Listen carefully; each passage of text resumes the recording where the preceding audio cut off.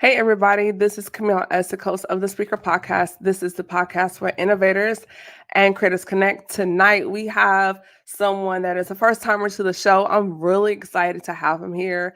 The one and only Jason Burke Allen is in the building. This is a conversation you do not want to miss. So be sure to like, comment, and share. And if you have not heard, the exclusive conversations and interviews from the Speaker Podcast are now available with TSP Premium starting at $3 a month. So be sure to hit that like, comment, share, the notification bell, and subscribe.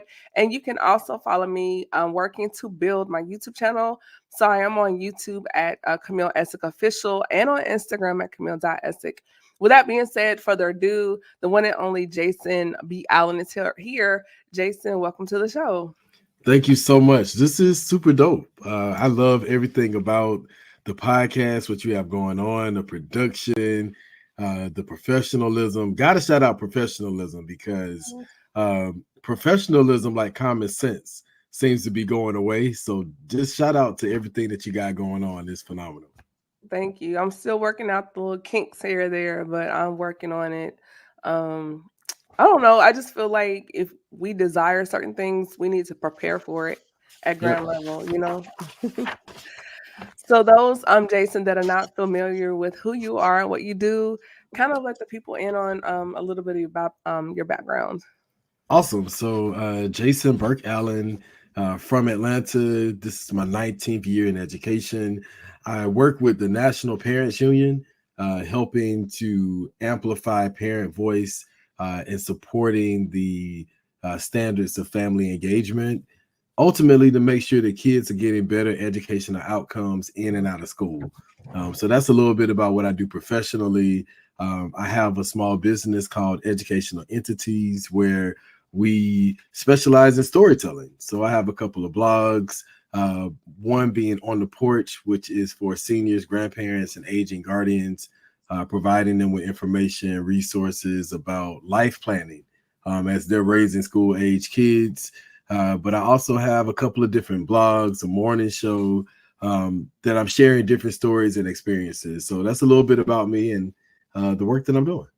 And it's a really good morning show, by the way. If those have not hopped on, I try to catch it and remember, but when I do, the conversation is always on point. So if you have not done so, please, is it I Will?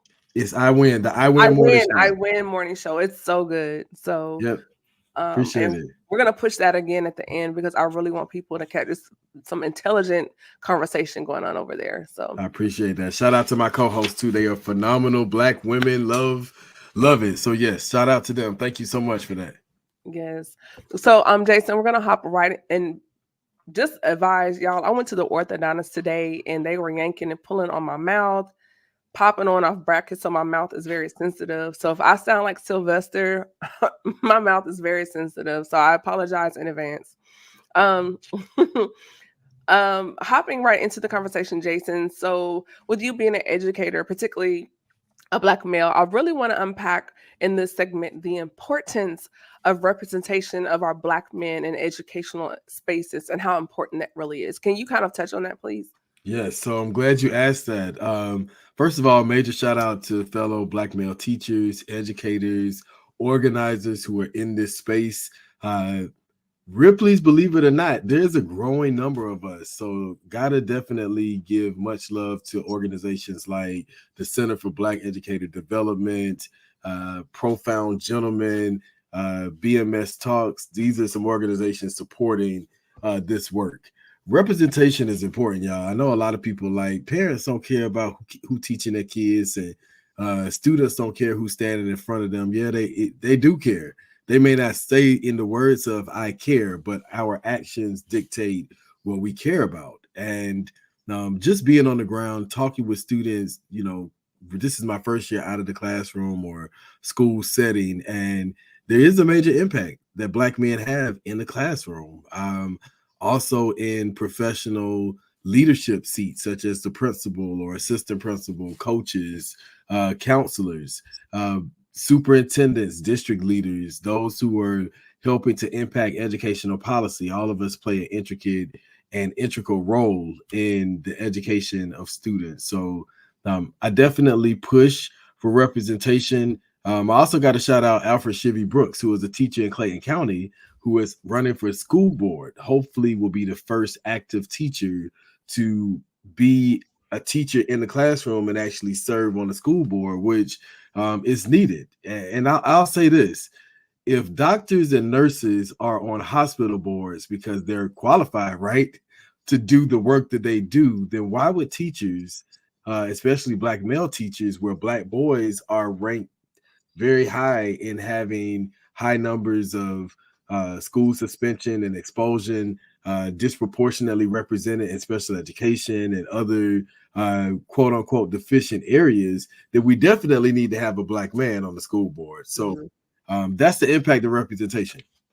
That's really good. And then going deeper into that, advocating for our boys in the educational spaces, because when we don't have educators that don't look like us, then there is a gap in understanding culture Oh and yeah, community, family structure, just daily conversation.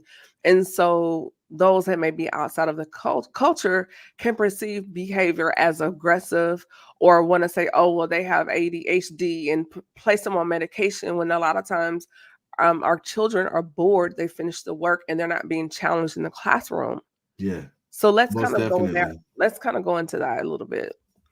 So I'm working on my first book. It's called Suit Swag and Success. It's going to be coming out very soon. This is the fourth season of my Speak Black Man podcast. So it's a part of that brand. And in that book, I talk about lessons that I've learned over my years in education. Also coming from a family of educators, you know, sharing best practices with cousins who are administrators, fellow teachers, and really invested in building this work for better outcomes. One of the things that is most impactful with black boys is that they do want structure. They do want organization. A lot of times we all play a role in this.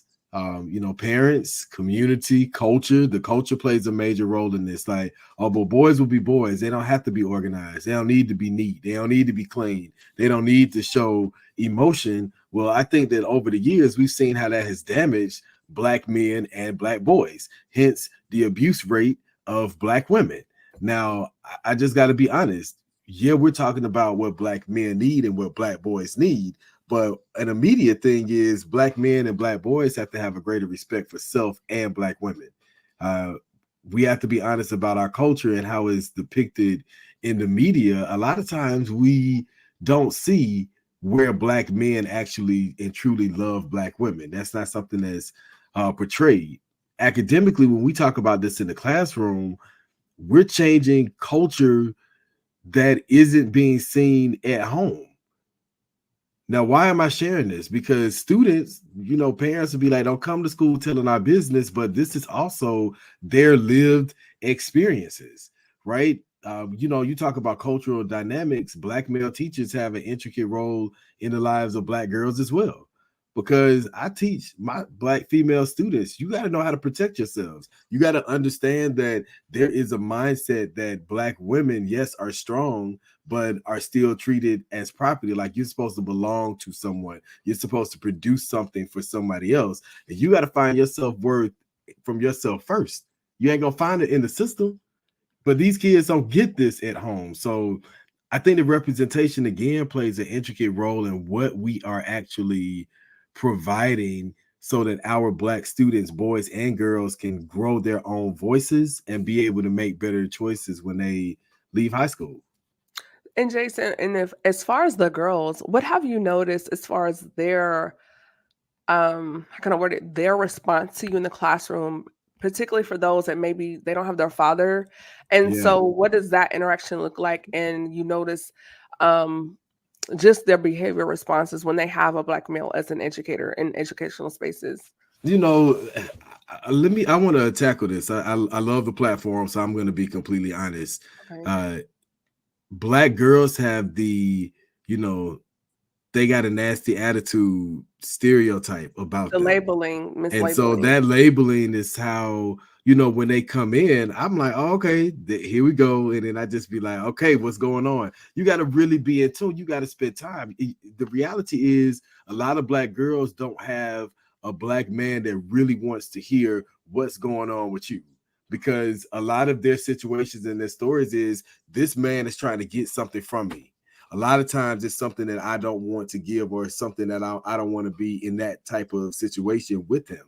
And so just to have somebody really sit and listen, and also they like the stories. I'm like, let me hip y'all to game. Y'all got to know that when they try to, tell you A, B, and C, you got to be smart enough to be like, okay, I ain't really got time for this. So I'll be like, I'm gonna meet you later, but I'm really not, because I got something else to do. You gotta know how to navigate and move. And they love those conversations because they want to know, what should I do? No one is teaching me how I should, I don't need to try to go through the cut through when I walk home, because I'm a female, I'm walking by myself, and no one has really taught me how to protect myself. I don't know how to fight. I don't really know what I should be looking out for. And so telling young ladies, like, hey, if you're walking home, you need to make sure that you stay closer to the main street. And as you're walking down the main street, you need to make sure, like, hey, this neighbor is outside. Does this neighbor know me? So just in case you see me, you know how to, make sure that I'm okay, or I'm going in the right direction, whatever that looks like.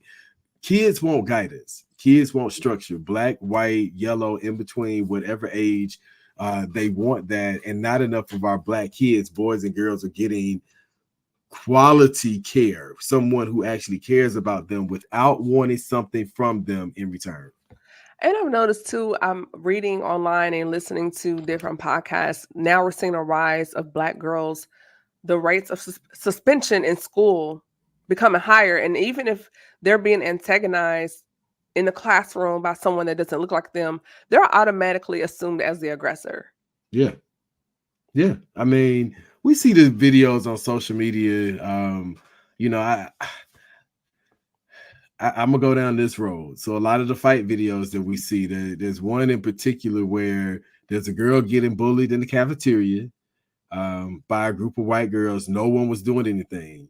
Now, when the Black girl comes over and tries to defuse it, she just starts whopping the white girl, just I whipping think on her I saw bad. the video and they were picking on a And Muslim girl, I think. yes, and no Yeah. one came to do anything. Like, they just said, everybody in the cafeteria is watching, because you can see the video. Yeah, I Everybody's saw watching, they're that. laughing, like recording, no one saying anything. As soon as the Black girl comes up and defends her from this huge white girl who's like much larger than the Muslim girl, then everybody wants to jump in and try to get the Black girl off her, like, oh no, this is uncalled for, and we don't do this, and this type. So when a Black woman comes in to save, to change, to be, you know, the difference in the situation, is she is still seen as the aggressor.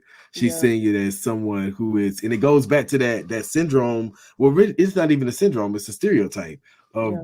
oh, Black girls have this attitude, so they swinging their heads and they're, rolling their necks and rolling their eyes, and they're ready to fight, and they're, loud, and they're yelling. And I'm like, well, you know, why is that bad though? That's just me. I'm just throwing that out there. Why is that? Who has told us that this is bad? And so now that you show up naturally, if you have a loud voice, it's like, oh, well, you're the angry, loud, ignorant, ghetto Black person because you're loud. Well, why is loud bad? Who has told us that this is bad? And when you deconstruct that, just in a conversation with people, then they can make a choice as to, okay, well, you know what? When I go in here, I'm gonna make sure I'm not as loud as I normally am. But I know if I need to get loud, I can. That's good. Also, I wanted to kind of, before we go to the next point, even with that, again, other cultures can show up, oh, they're so confident or they're so assertive, Right. but then we're labeled as aggressive when we come in the same energy, air quotes. And that's why I teach my students. I'm like, you have to be I thank God for my great grandfather, Poppy. He told me as a kid the importance of not subscribing to labels. So I in my classroom, in any setting that I'm in, with young people, with parents, with advocates, with organizers, I always make sure I create a space for people to show up as who they are. If you want to label yourself as them, it, what, baby, that's on you.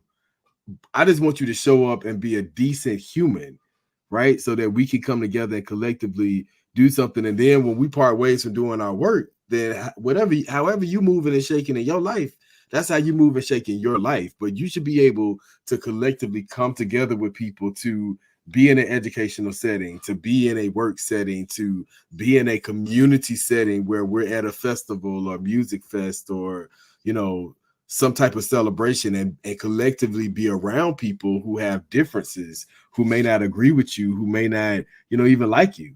Yeah. But in community, be able to, you know, move and shake, and then in your own way of life can go on and do life, you know, in your own way. But people are programmed to subscribe to different ways of thinking, Yeah. being, and existing. And also, Jason, one of the things I've noticed as well is, particularly with children, even if they do show up air quotes loud, a lot of times they just want to be seen and heard. But once you take Yeah. the time to actually see and hear them, the volume comes down. I've actually experienced that where they can start out, you know, Miss Kim, you know, but then the volume comes down. And a lot of times it just stems out of just wanting to be seen and heard. Yeah. Most definitely. And I mean, that's human nature. I think most people want that. That's not anything that's uncommon, but we make this so complex as if it is something that, like, is new, like we've never heard of it. It's weird to me. Like, black people, brown people, different cultures, different. I, I'm a very spiritual person, and so I believe in what we say God is. God is all knowing. God is not man or woman, but we make God as if God is man, so that women can continue to be in a place of someone being an authority over them. And you know, I'm just kind of like, well, maybe men subscribe to that because they feel like they have to have power. Because if you have power, that means that someone is less than you and you're over someone. And I'm like, this is why we have to deconstruct the way we are reaching, organizing, teaching, preaching, doing any type of ministry outreach work, because it is truly, it's the miseducation of the Negro. It's the miseducation of Lauryn Hill. Like, we That was a great don't album, take by the that. way. Yes, it is. I mean, but we don't take those words in that album or that book seriously, because it is a miseducation. Like, even as educated as some of us are with doctoral degrees and studied through the American or international educational systems, these are still systems that a lot of times were not designed for us to have economic power. Because really, I'm invested in education because I'm invested in economic power for our people. So I want them to understand how the system works. I want them to understand how our ancestors fought against oppression. And then I want them to take advantage of the resources that they have. So in 2050, we're not fighting the same fight that we were fighting in 1999 or 1975 or 1966 or 1953 or 1619. I'm just saying, like, we got to make sure that we continue to change the chapters of this book. And that goes into the next point, Jason, as far as controlling the narrative of our history in the classroom. We're seeing a lot of this anti-woke conversation going on when a lot of people using it don't even know what the word means, and they're using it in the improper context. Let's start there. Then two, um, the war or for against CRT, but just really the importance of telling our portion as far as with American and world history, and why is it being attempted to be erased from classrooms in today's society. Yeah, you know, and sure, let me just be honest. We could talk all day, right? Everybody has an opinion, but I also like to drive people to making sure that your perspective is connected to text, right? I like to study to show myself approved. So I was in Detroit earlier this year, met some phenomenal organizers, some in their 80s and 90s. God bless them. They're still foot soldiers on the ground doing this work for the people. I was able to come across this book, The 50-Year Rebellion. It talks about how the U.S. political crisis began in Detroit and how organizers who were really fighting against the system and seeing economic changes were basically attacked by the systems of the government. Why am I saying that? I'm saying that because anytime we stand up in any type of movement, look at how the Black Lives Matter movement just recently was infiltrated. It was infiltrated because it made sense that Black lives do matter. And it's not just Black people saying it. It became a problem when it was like brown lives matter, and we do have Afro Latinas, and we're standing in the gap together. And when Jewish people were saying it, and there are Black Jews, but not even go down that road. But when people were coming together and they were saying that Black lives matter, it became an issue. So the system does what it does best.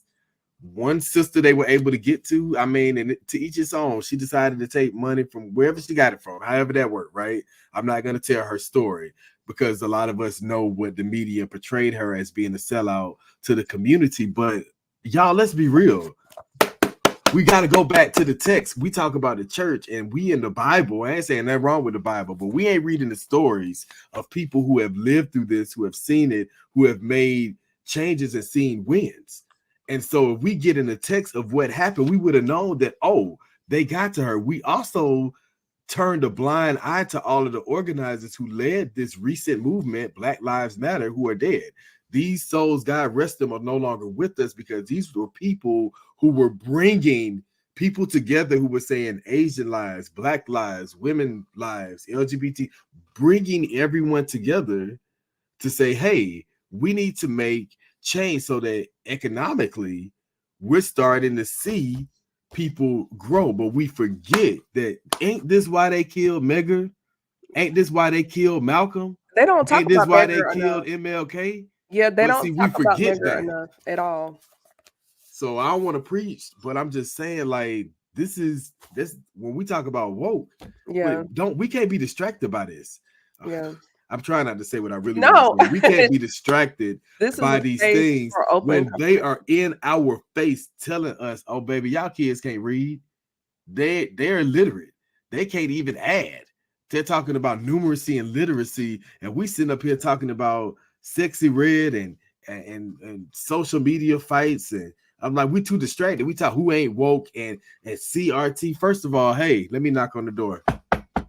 Y'all don't understand that CRT ain't happening in our public schools. Why? Because we don't even have multicultural curriculum in our schools. That's why you can go to a public school in Texas or some other states in America, in North America, and not be able to read a book about Dr. King or Rosa Parks or Gandhi or Mother Teresa or so many other leaders who were focused on civil rights. And y'all talking about being woke.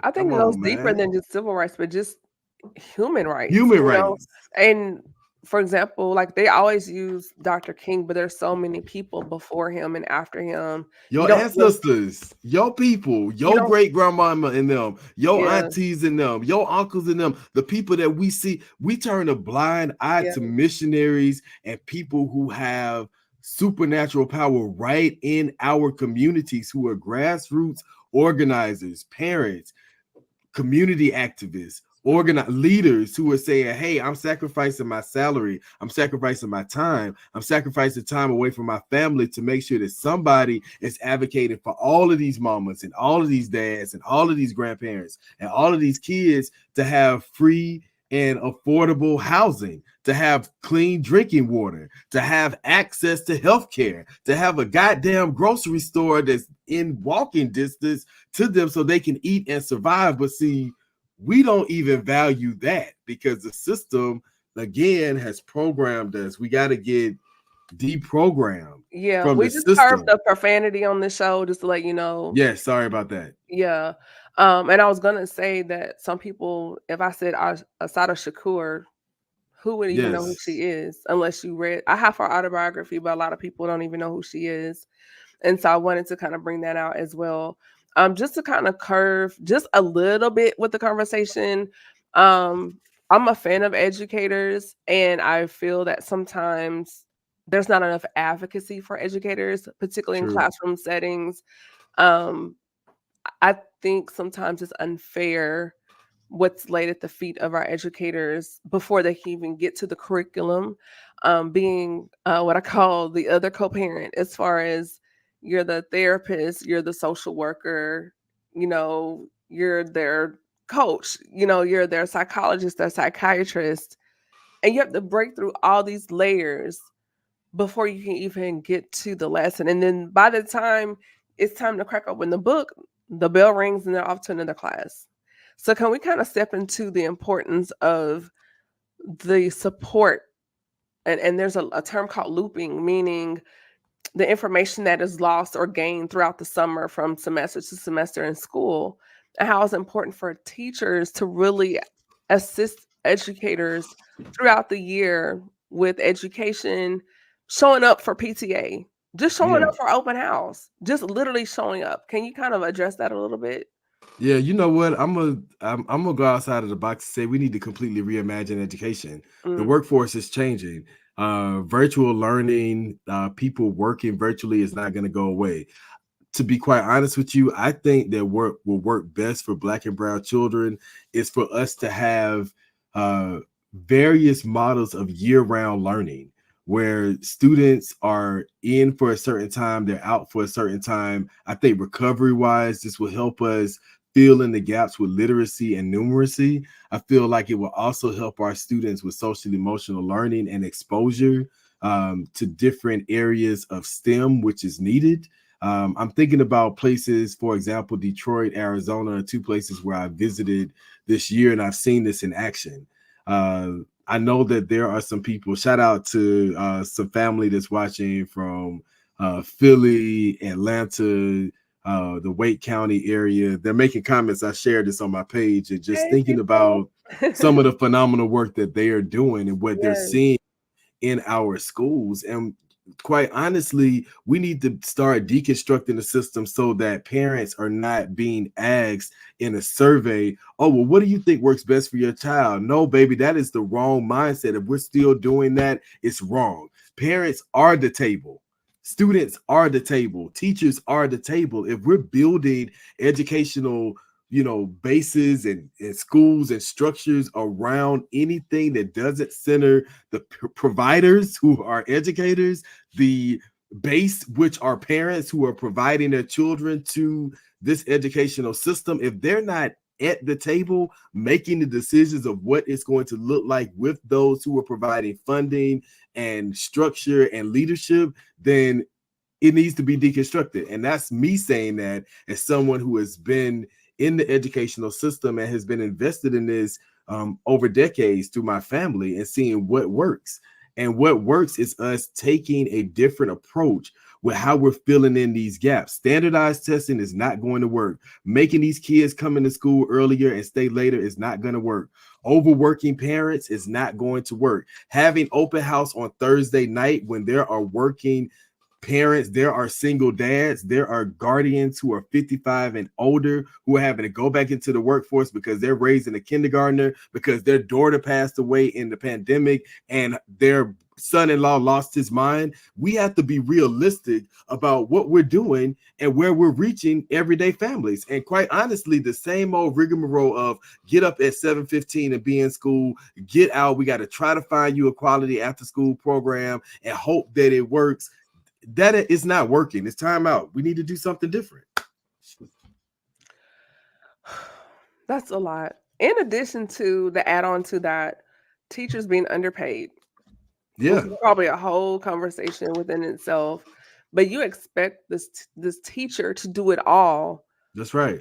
and not pay them. You go to other countries like Switzerland, the Netherlands, their educators make six figures because that's Educators are leaving the American public school system and going to Google to do these workshops, and it's great. And doing these, that's great. But I'm telling you, teaching is a gift. I know it's my gift. I'm called to teach. So if my old school right now called me and said, "Can you teach 2 classes of writing?" I will be staying up teaching 2 classes of writing in some part of the week because I love teaching. It's my gift, and I think that we do have to value it more. But let's be honest, right? It's not valued in America because education is still considered a pink collared field because it's woman dominated. And so again, brothers, if we say that we love women, we value women, we love our wives, we love our sisters, we love our aunties and our grandmamas and them, then we need to be saying that we need to make sure that people who are in this field are getting paid what they're worth, not because it's a female job, because we love our children, because we value what teachers bring to the table. We value what educators do. We value these people who show up for us when our families are in need and when my mama is having a heart attack and we need a social worker, or we need someone to come and provide us help. We need to make sure that people are getting paid what they're worth. If we value, when we value things, we invest in it, right? We invest in entertainment because people want to be, that's self-care.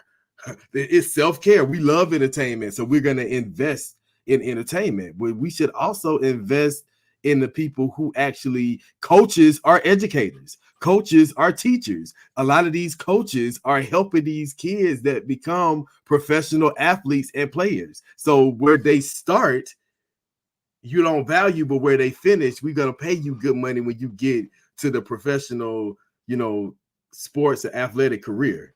We got to change it. Okay, I think I may have preached time over.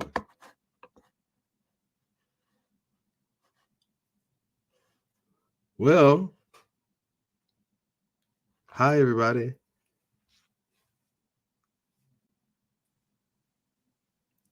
I was stalling time. I appreciate it. We love technology.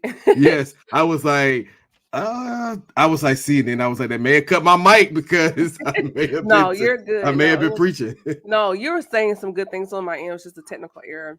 I'm sorry about that. But no, that's really good. But we do need male educators in the classroom. We do need our parents to back up our teachers, because that is the next generations of leaders, teachers, and families that are literally being raised in the classroom. So I do appreciate you for bringing out that point, Jason. Before we start to wrap up, I do want to say thank you so much just for taking the time to join me here. The conversation has been really good. Are there any takeaways or like gems or nuggets that you would like to leave for the audience? And then also the last point, what do you have going on? What's new? And then where people can contact you on social media? All right. So yeah, listen, I could be very brief with my nuggets. Study to show yourself approved. Pick up a book. Books are phenomenal. Whether you're reading it online, I like to pick up a book and have it in my hand, but it's always good to be connected to that form of storytelling. So I definitely want to drive that. And we need to reimagine education, completely rethinking how we're doing things, how we're teaching kids. I like to leave this thought out there. Are we teaching children what we want them to know? Or are we teaching them how to learn? And the freedom, the liberation that people experience is being taught how to learn. Then you can be able to think and develop ideas and be creative and build on that innovation on your own. When you're taught something, I'm just going to teach you what I want you to know. And a lot of times that's how oppression seeps in.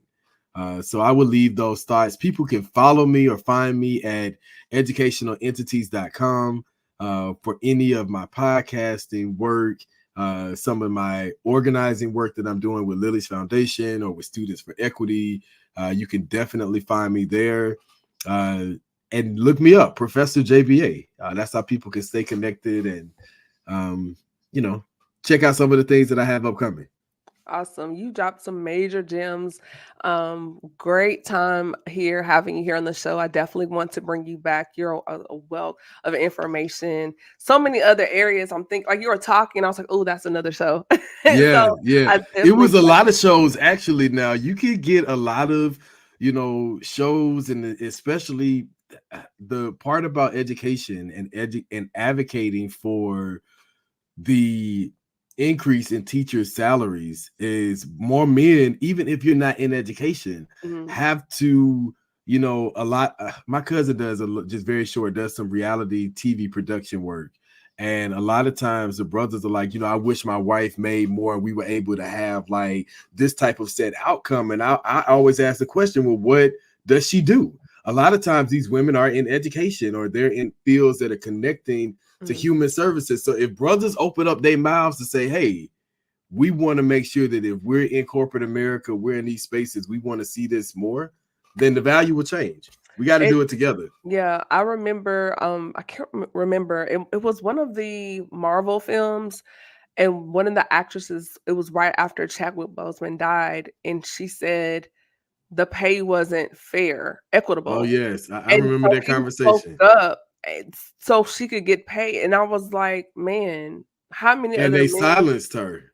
And we Yeah. got to stop silencing Black women. That's the other thing. You know, we got to let Black women tell their stories. I believe in that. We all remember that. We all know this story. She was silenced. That's just the reality. That story was swept under the rug, and no one really wanted to highlight because it was like, oh, but it's a Black film, so we don't want to damage it. But we also want to make sure that these Black women are being paid their worth.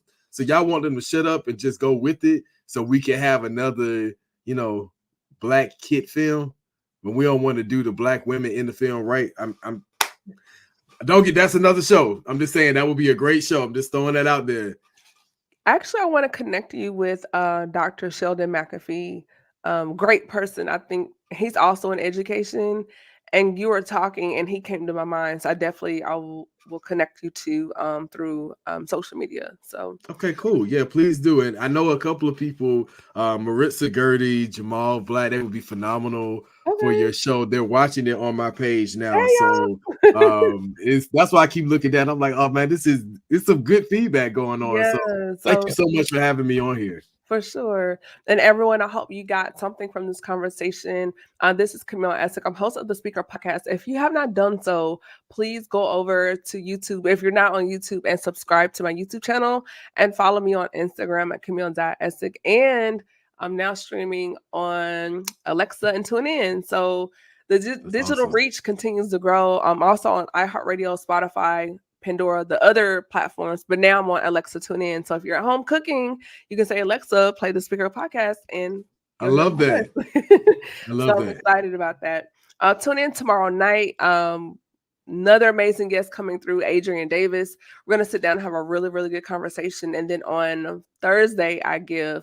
So be sure to catch those. If you have missed this episode, the replay will be available on the Speaker Podcast on Facebook and on YouTube. And then, Jason, hold on. We're going to chat right quick. But everyone else, be blessed. Thank you for tuning in, you all, and good night. Peace, y'all. All right. This is a really, really good show.